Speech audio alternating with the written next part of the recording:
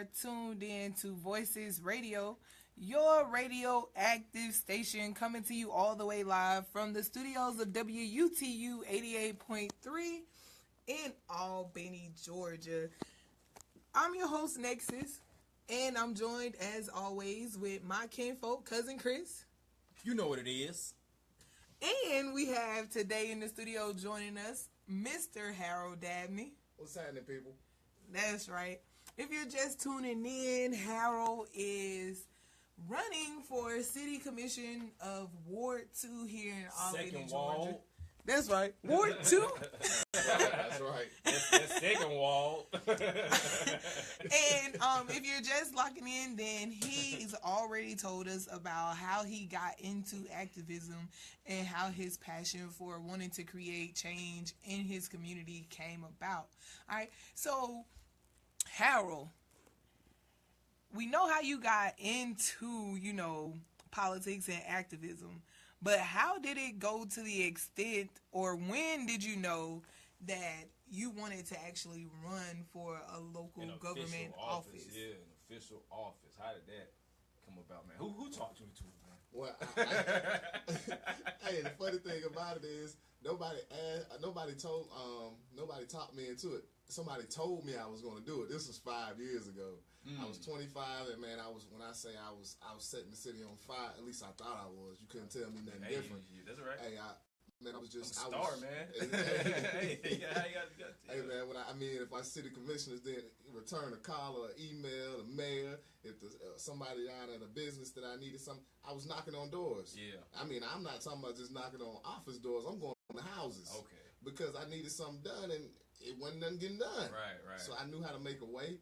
It was funniest thing that one of the ladies down from the city clerk office, she said on my LinkedIn page, she said, Harold will walk on hot coals to get something done, and I will. If I want something done, the only way we're gonna get it is if we take it or somebody give it to us, and most people ain't giving us nothing. They ain't giving So yeah. I went and did what I had to do, but somebody told me I was gonna be in office. Eventually you were gonna run for office. No, they said you're running for office. Oh. It wasn't. All right. Okay. I was like, nah, man, I'm scared. Basically, I was to sum it up, I was saying I was scared. I didn't want to do it. I'm like, nah, I'm not gonna do it. But as this year came around, man, I just kept looking at how things aren't changing. Yeah. And the definition of insanity is doing something over and over again and expecting a different result.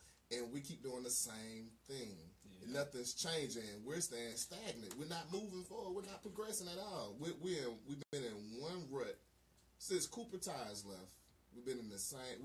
It's been getting worse. I was about to say because you said it's not getting better. I was like, man, it seemed like we actually done took a few steps back. A lot. It seemed like the city has actually taken a few steps back. We only got 70,000 people in the city of Albany now. We used to have like 100,000. It used to be like 100. Yeah, like 90 or something. It was like 96,000 citywide. You know what I'm saying? Yeah. You know what I mean? And we have not bounced back from this from the little recession we had in the little our recession, Albany's recession. Yep. We haven't bounced back from that, and we got to get some people in place that got a vision and motivated and have the time and the ability to get out here and push to get stuff done.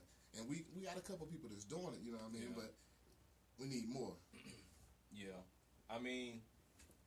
We do need more, but it honestly seems like a lot of people, like downtown, it seems like they comfortable, for what I can see, or, I'm just on the outside looking in, you know what I mean?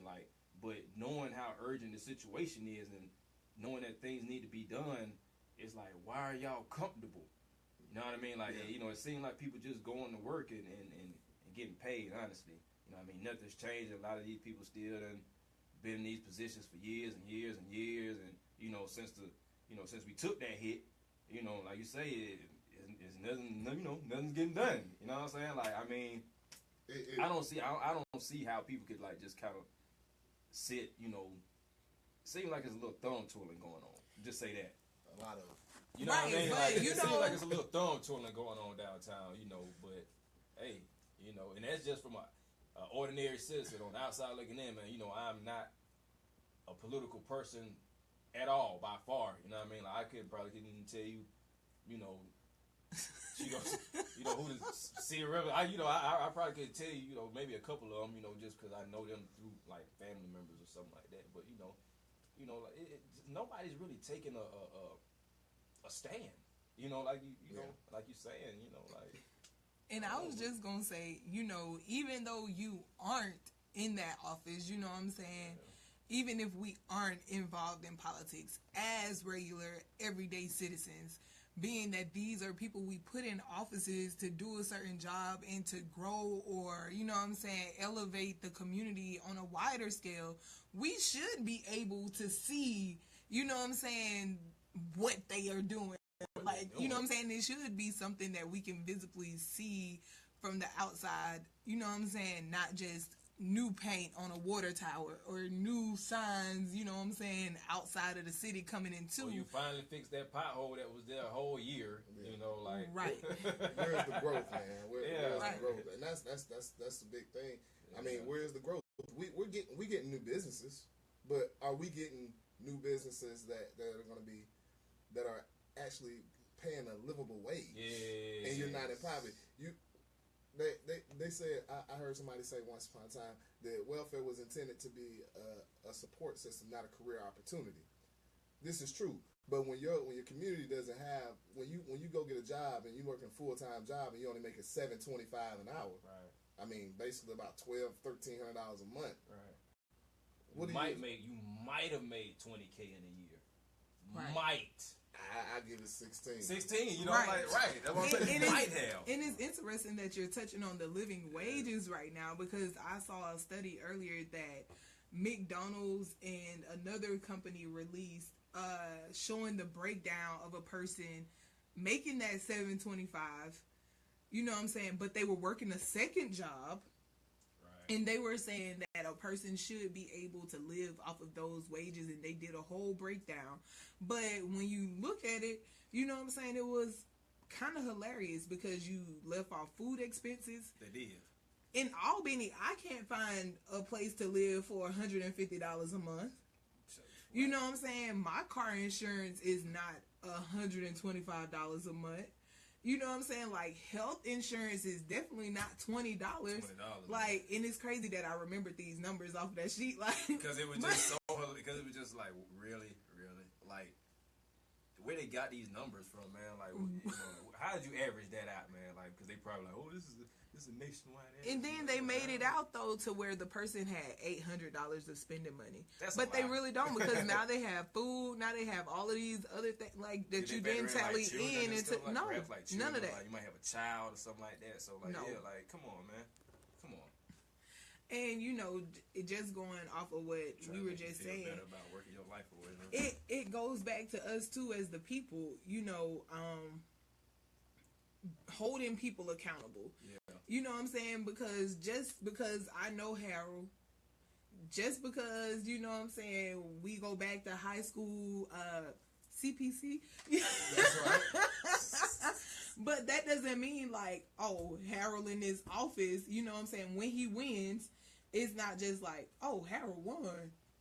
That's my boy. No, Harold, you in this office, bro. Like you said, you was going to try and make sure that you did X, Y, and Z. You was going to try and make sure the people's voice heard.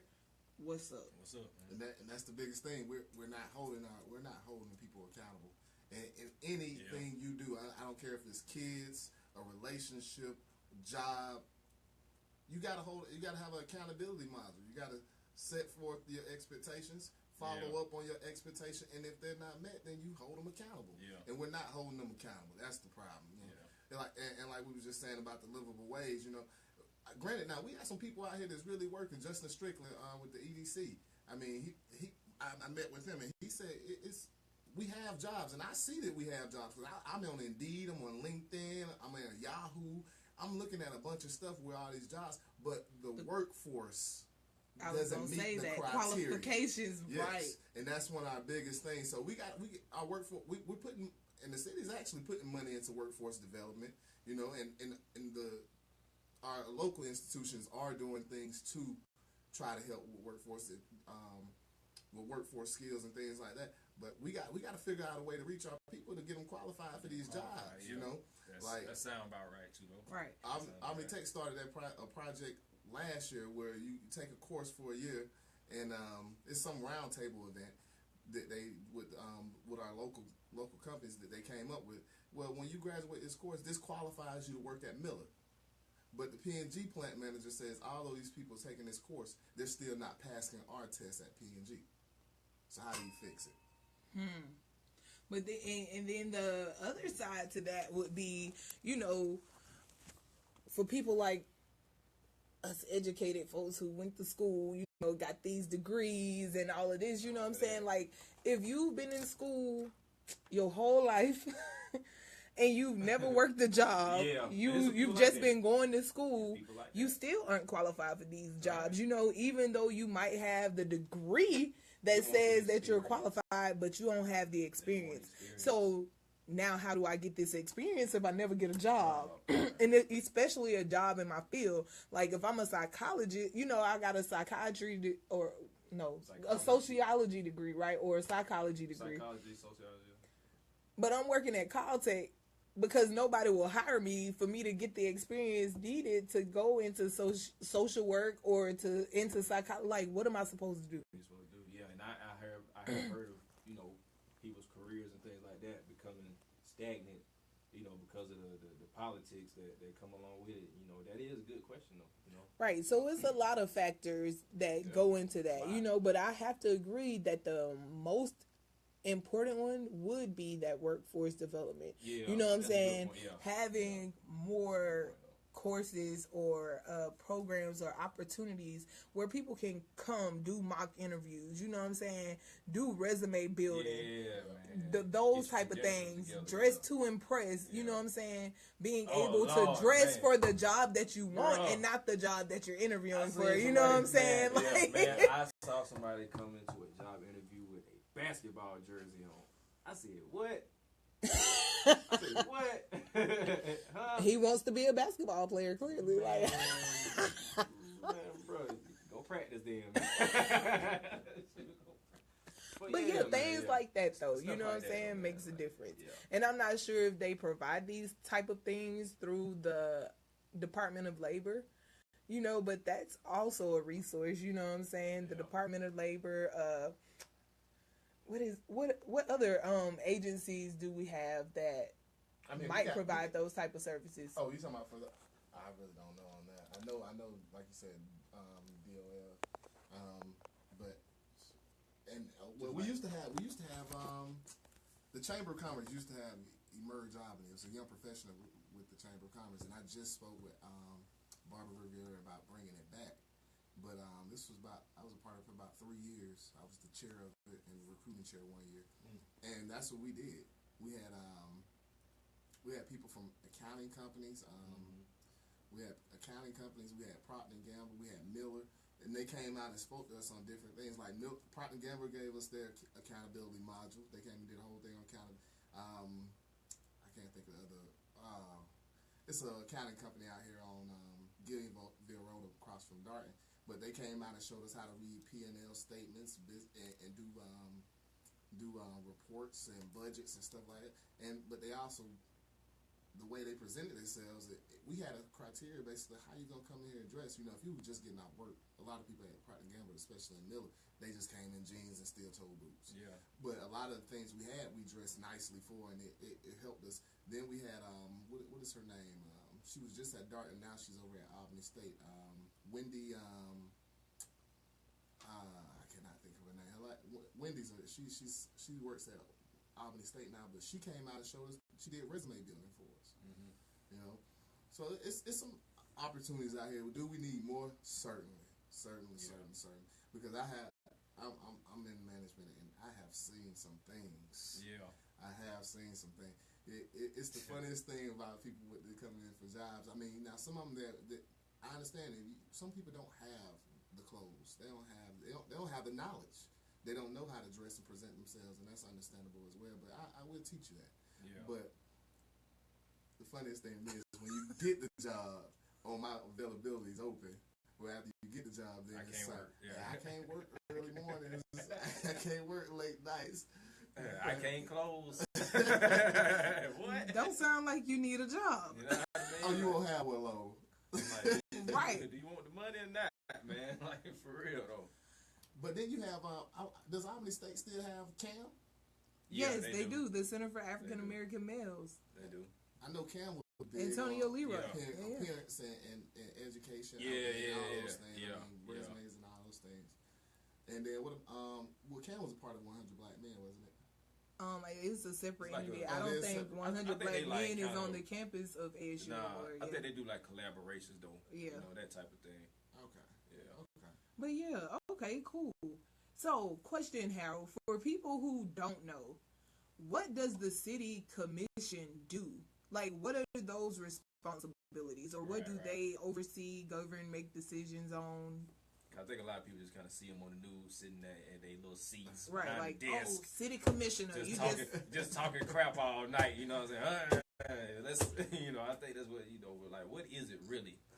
What really, they can't do anything by themselves. One person can't do anything. The mayor doesn't have enough power. One city commissioner doesn't have enough power.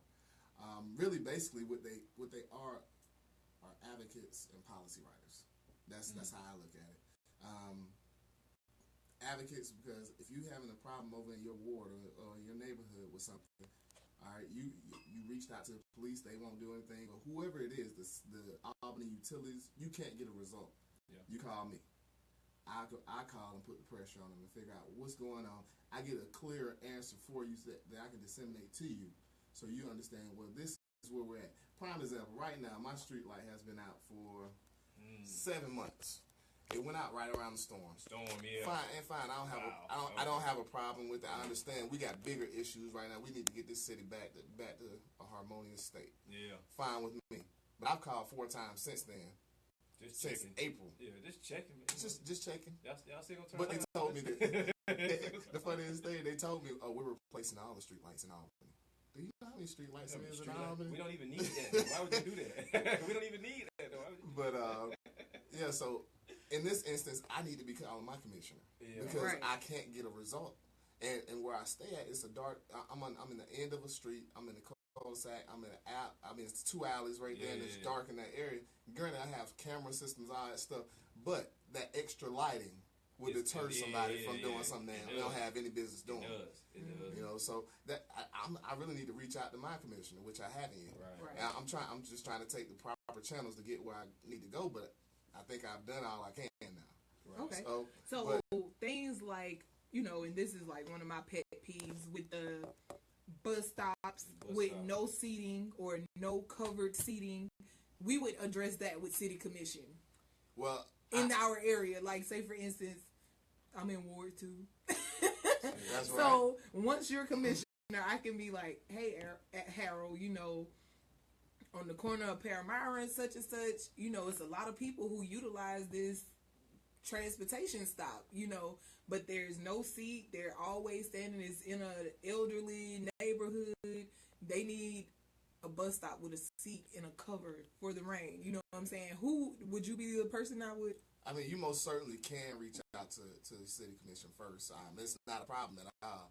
But me, my thought would be to reach out to the entity that actually does that takes care of transportation. So I would reach out to city transportation first. And if I don't get the answer I want, or if I don't get the results that I want, then I'll reach out to our city commission. Because we got to also remember that city commission, well, not a lot of ours, but quite a few of them still have regular jobs as well. Right. So you probably want to take the proper channels first, and then if you don't get no results, they're like your last resort. Okay, I just wanted to make sure the people knew that there is I guess it's a chain of command to go through. You know what I'm saying? You don't just every problem you have go straight to the city commission. And people do that now. People definitely do it. I can believe it. And I mean, like I said, it's not a problem as well, but because that's what you signed up for, right? Yeah, that's exactly what you signed up for. They ain't pick my trash, so I'm in the car there. Swell, man. Let me see. But also, the city commission does different things like policies, budgets, events. So, which budgets or policies would fall under the city commission's governance. So let me say, do they kind of look at all of them? Let me say, policy and ordinance, they're not written by the city commission. They may be they're voted on by the city commission, but usually another department comes up with those type things. Okay. But sometimes you will have a city commissioner that says, for instance, the saggy dumbest, pants. Yes. See, I was going there because me and you sat in those meetings together, like when they were having those meetings, and it was like they actually tried to find people.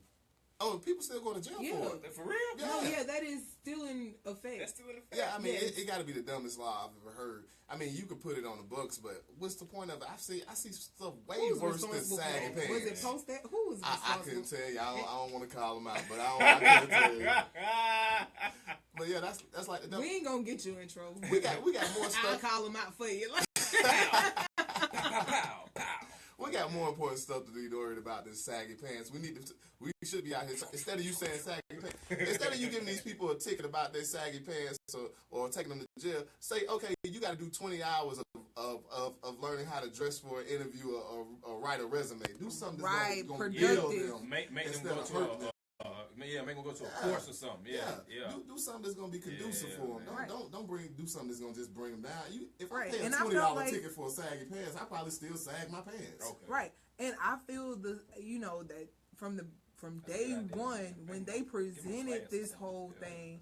You know what I'm saying? I felt like it was another way to directly target our people. You know what I'm saying? Even though it was brought to the table by one of our people, it's like, man, come on. Like, you know what I'm saying? What are you doing to show them something different? You know, like, besides just telling them that, besides just talking down on them, you know what I mean? Right. Like, what else are you really doing, though? Because what you really done is you know, how they say in the street, man, put the police on me. Right. You know what I mean? Like, that's basically all you've done. I mean, you didn't really. It's giving them one more thing to be harassed about. But that's it. And I mean, you can't knock. And when I look at clothing, I say it's culture. You can't knock another person. Yeah. That's how. Right.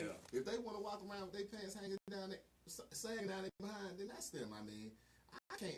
Only thing I can do is educate you. That's it. As long as you let me educate you, I'll build you. Right. But if you ain't gonna let me educate you and you want to continue to do what you do, I have no problem. And at the end of the day, don't tell me you can't get a job. Right. That type of stuff. Yeah. That type of because that takes away from people's individuality, you know what I'm saying, their uniqueness, their, you know what I'm saying, who they are. And it's another way of being able to control people, you know what I'm saying? Like, I already don't have the freedom. Like, you push saggy pants on me. And let's not forget, everybody, those people that do that, they don't even do that. A lot of those people don't do that every day, though. It's just like, maybe like street clothes or something like that, but like, I know people that, it might sag a little bit, you know what I'm saying, when they're in their street clothes, but they are, they know how to get dressed and put on pants and, with a shirt and a towel, it's not, I got a good friend that's a baker. He wears suits and ties every day of the week. Yeah. And on the weekend, he busts a little sag. You know what I mean? Like, with my tee and my hat on. Like, that's him. Okay. So I definitely feel y'all, it's just like another way to. Now, is it an eyesore sometimes? Categorize, Yes, it's an eyesore. Yeah, I do not like to look at. It's definitely an eyesore. You know what I'm saying? And that's where I take control of my space. Like, if you walk in and I see your underwear or the basketball shorts you got under your regular shorts, hey, I'm gonna need you to pull them up, bro. Like, straight like that. And you know what I'm saying? Because that's just like, I appreciate that. But when you come around me, pull your pants up. Like, cause that's like, I have brothers, you know what I'm saying? And my brother knows, like, my grandmother does not like this. Right. So whenever you come in the house, it's like you pulling them up to your neck, you know what I'm saying? But when you walk back out the door, you can pull them back down to your ankles, wherever you feel comfortable, you know what I'm saying? But I think it's a uncomfortable thing too. Like, look at how you walk. You walk in holding the front, the whole, like, you gotta hold the front of your belt, like, like you just. But you got on the belt and you got on the belt. That's right. And you got on the belt, man. I'm talking about you just be walking like you trying to waddle. They keep it from falling off your hip, man. Like, come on, man. Brother got a new walk, like a whole new walk. I know, right? It's all good. Well, we appreciate you tuning in. We gonna go to a quick break, you know what I'm saying? And we gonna chop it up some more with Mr. Dabney about things going on, not just in Southwest Georgia, Albany, but around the world, all right? So, y'all stay tuned. Don't go anywhere because we have about another hour of showtime left for you, all right?